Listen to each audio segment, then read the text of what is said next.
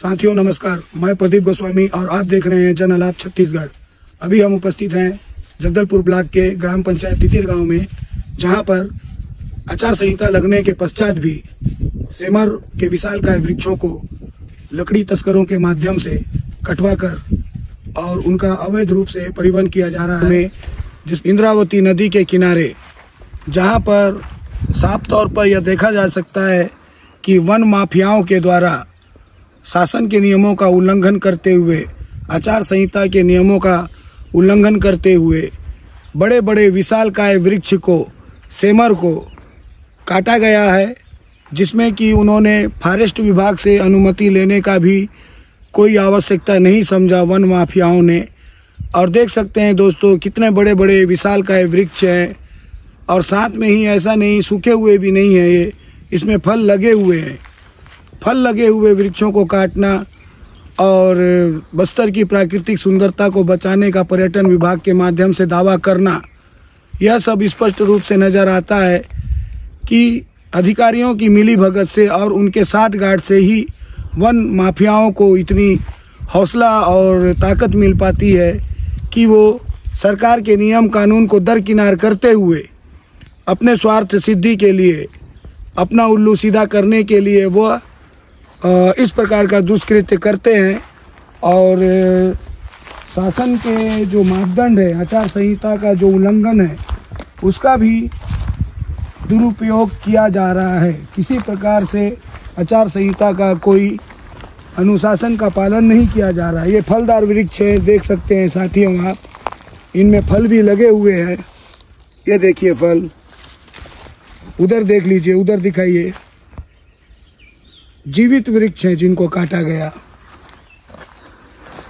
अब पता नहीं यह समाचार संज्ञान में वन विभाग के अधिकारियों के संज्ञान में आने के बाद वन विभाग के अधिकारी इस असंवैधानिक कार्य के प्रति किस प्रकार की कार्यवाही करते हैं, यह तो अभी देखना बाकी है साथियों। और आप तो स्पष्ट यह देख ही रहे हैं, मेरे पीछे जो विशालकाय वृक्ष दिख रहा है, यह भी विशालकाय वृक्ष है। उस साइड भी, मेरे दाएं साइड भी विशालकाय वृक्ष है। और इसके जस्ट विपरीत वहां पर भी 3 से 4 सेमर के झाड़ कटे हुए हैं और उनको 6-6 फीट 7-7 फीट की साइज बनाई गई है और बना के उसको अवैध रूप से परिवहन करने की तैयारी की जा रही है।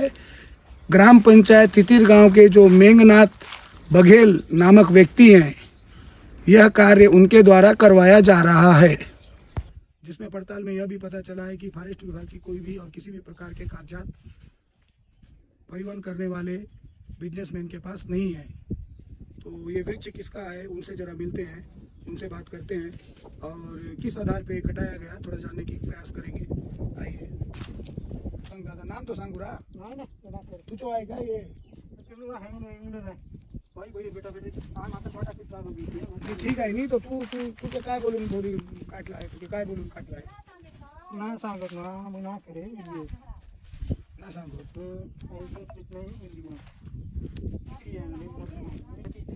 पैसा ऐसा दिलाय की तुमके पैसा कुछ नहीं ना करे पैसा नहीं दिले पैसा तो कौन बोल बात कर लो ये चो नहीं हमारा इसी का करके बात कर लो उन्हीं चीज के तो सांग भाई नहीं पूरा सांग कौन बात कर ना दे दाना में ना बजे ना पैसा पड़े कितना पैसा दिला सो कोई ना जाने आई मन बिकला तो कौन मन बिकला उनके साथ शुरू का कर मेघनाथ में शुरू का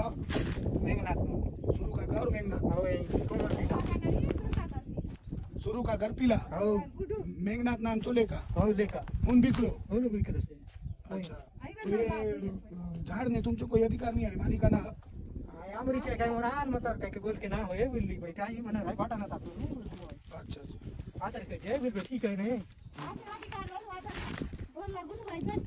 आमच्या म्हातारानं चालू अरे माता तू बोल काय बोलती तर बाटा ना ता काय कहना लेके आई गच के ना काटा बलवा के नहीं ता एक झगड़ा ऊपर चला।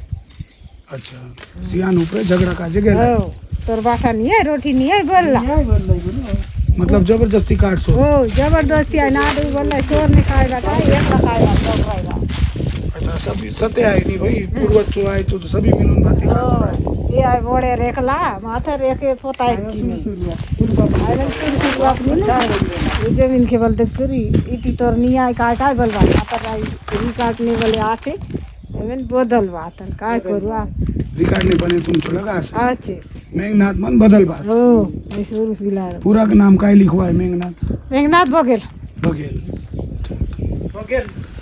देख सकते हो साथियों किस प्रकार से पारिवारिक खानदान के दृष्टिकोण को भी रखते हुए, जो कि अनजान लोग हैं, अनभिज्ञ लोग हैं, जो नहीं जानते नियम कानून के बारे में, वैसे लोगों को भी और उन रिश्तेदारों से भी उनके भूमि का अधिकार छीना जा रहा है।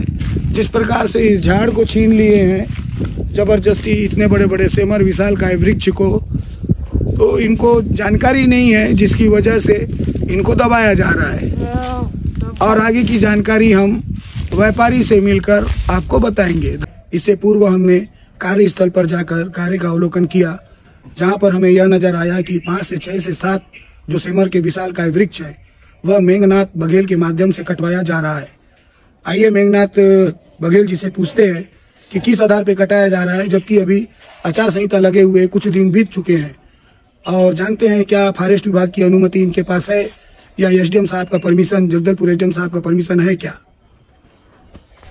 मेरा नाम मेघनाथ बघेल है। दादा आपका शुभ नाम बताइए। मेघनाथ बघेल है।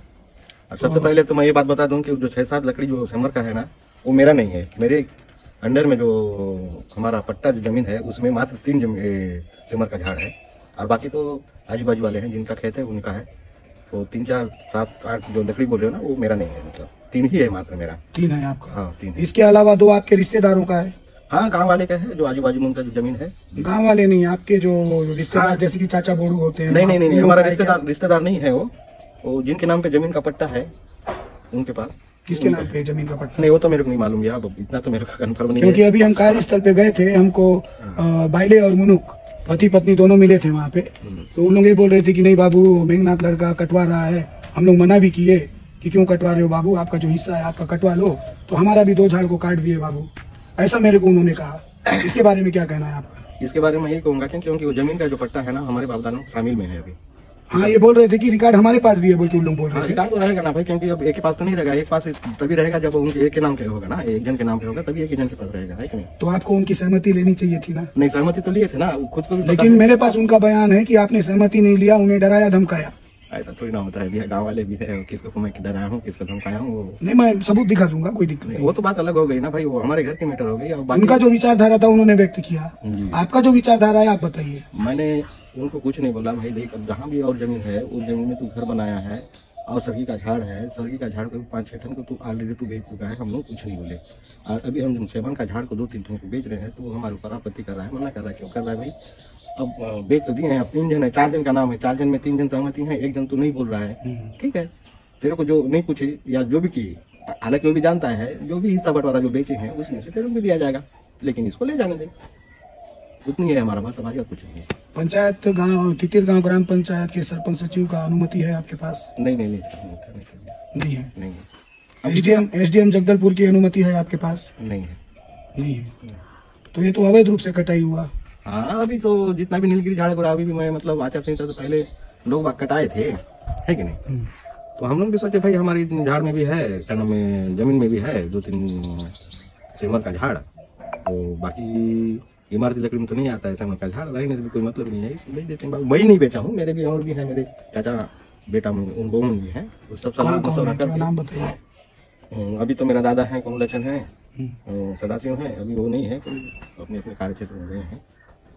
तो हम लोग बोले ठीक है बेच दो, बेचना है तो, बाकी तो सब नीलगिरी झाड़ वगैरह काट रहे हैं। अब थोड़ी सी बात है, इतना ऊपर जाएगा हम लोग को पता नहीं था भैया, और वैसे भी हम नहीं। तो इसका एक अनुशासन होता है, शायद आपको पता होना चाहिए। जब हमारा देश 1947 में आजाद हुआ तो अंग्रेजों ने जो पट्टा का जो प्रकार बनाया है कि 2.5 फीट का फसल है, ठीक है, 2.5 फीट के नीचे अगर जो भी निकलता है, खनिज तत्व निकलता है या बस्तर का हांडा पैसा निकलता है या जो भी निकलता है, वो सरकार को सुपुर्द करना पड़ता है। इसके बारे में जानकारी है कि नहीं आपको, जब आप इतना बड़ा काम कर रहे हैं वन का, है ना? तो बताइए।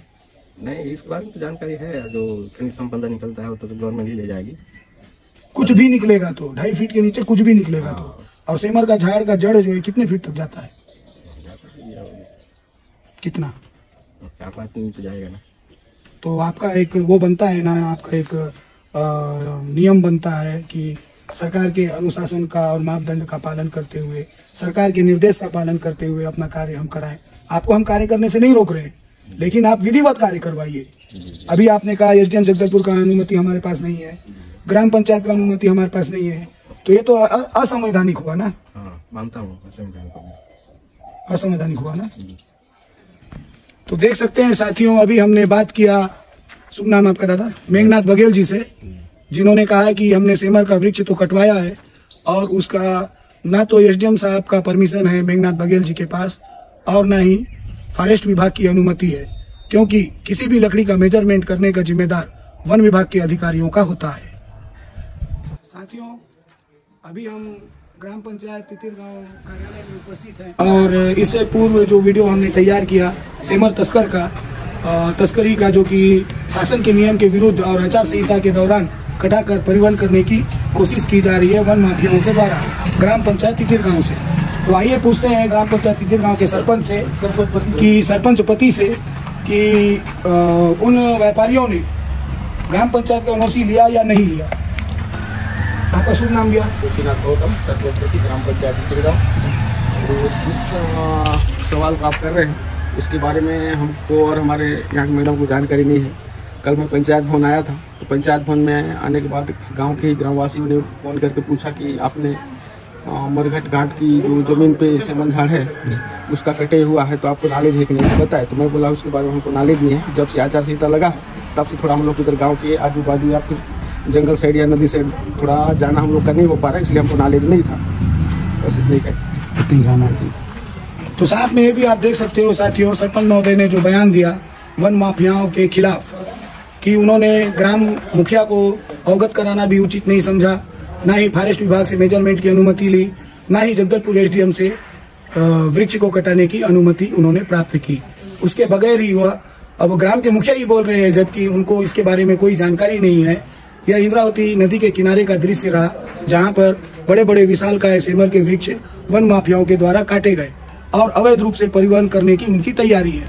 धन्यवाद। इस विषय में साथ में यह भी कहना है साथियों कि जिस प्रकार से चुनावी का दौर चल रहा है, चुनाव का माहौल है, त्रिस्तरीय चुनाव होना है और इस दौरान माफियाओं के माध्यम से गुपचुप तरीके से अवैध लकड़ी का बिना परमिशन लिए बगैर परिवहन कर विभाग को और सरकार को लाखों करोड़ों का चूना लगाने का प्रयास किया जा रहा है। अब देखना यह है कि यह समाचार प्रकाशन होने के बाद जगदलपुर एसडीएम इस पर किस प्रकार की दंडात्मक कार्रवाई करेंगे। धन्यवाद।